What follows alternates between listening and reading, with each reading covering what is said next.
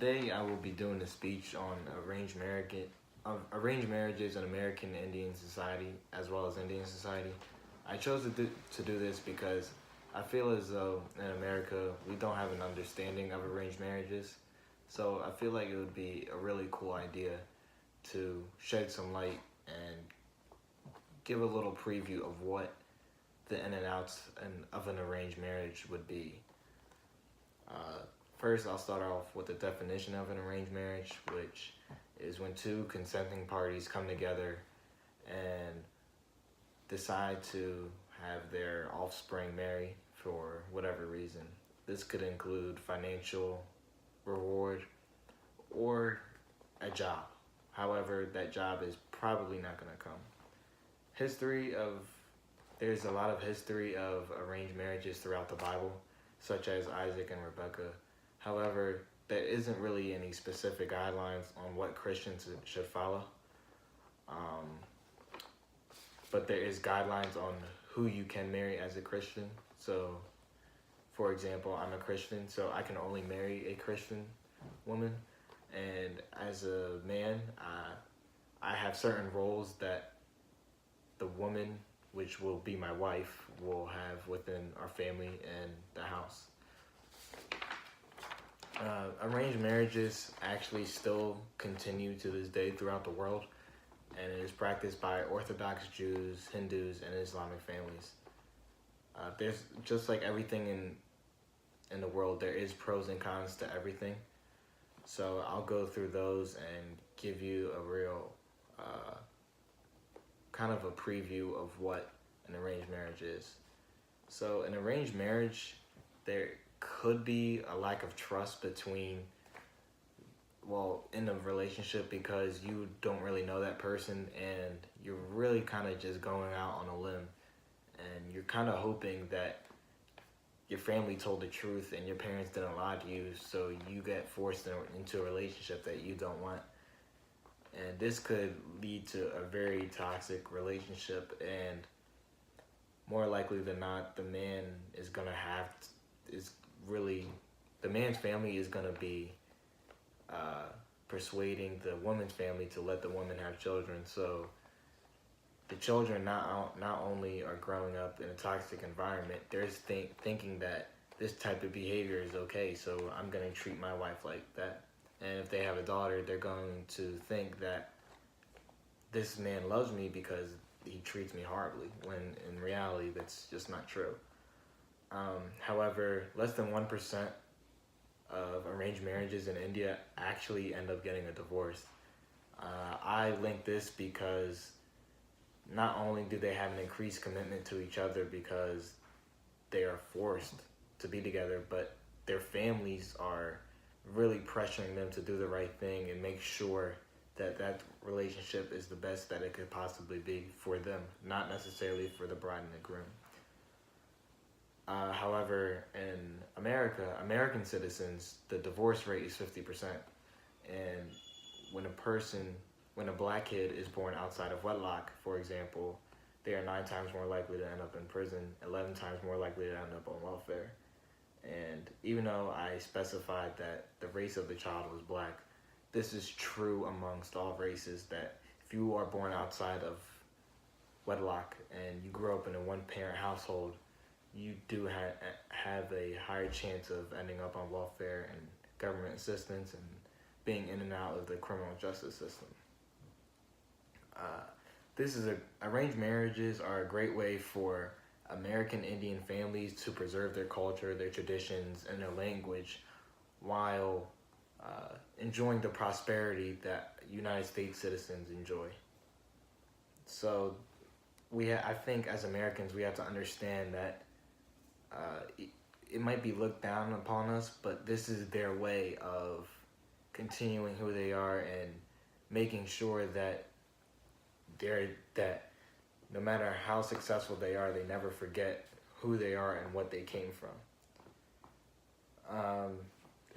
However, if the husband is abusive, very rarely can the wife get out of the relationship because of the contract that was agreed upon with the families. And this is very saddening because more likely than not, the woman is going to end up developing depression, anxiety, and that could even show up in their kids. Where if you have depression or anxiety, your kids are more likely to develop it.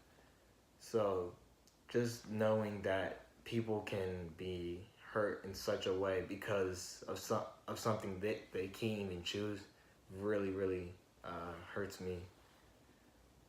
Moving on, I think people in arranged marriages are a lot more likely to work it out no matter what the problem is. But most of the time, American Indian men, uh, they're very religious, so they really just go to work and come home. They don't really have a social life in terms of talking to people outside of their family and people outside of work. They are very religious minded, and so are the women.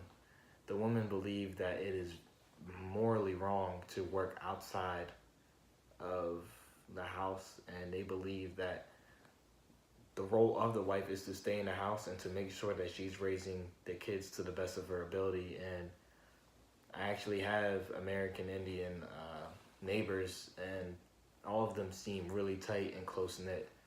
And I think that's a very cool aspect because it's not very common nowadays where you see a very close and tight knit family environment, family, no matter where you go. Even in amusement parks, you can kind of see that everyone's kind of distant into themselves. I would now go through the process of an arranged marriage. So the groom or the man sees a woman that he thinks that is desirable and is ready to be married, will contact through his family his spouse's family, and then they will talk about um, the terms of the contract and everything, so that when they do agree upon the contract, it's all worked out. However, while this process is going out, it's very unlikely that they are actually seeing each other and getting to know each other. It's really just the families getting to know each other, and I really, really advise against this. However, if you happen to not be a virgin for whatever reason, even if you were raped or molested, you can't have any marks on your body. You have to be deemed pretty. You have to have long hair. You have to be slim.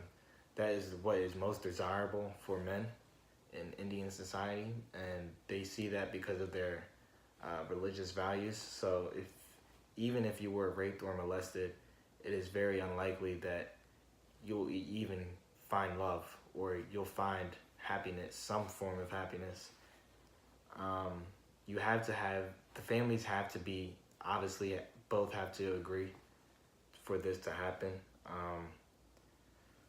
Nowadays, it's more love oriented, and people within the family are starting to realize that maybe we can keep our traditions, but we should really make sure that the groom and the bride are in love with each other.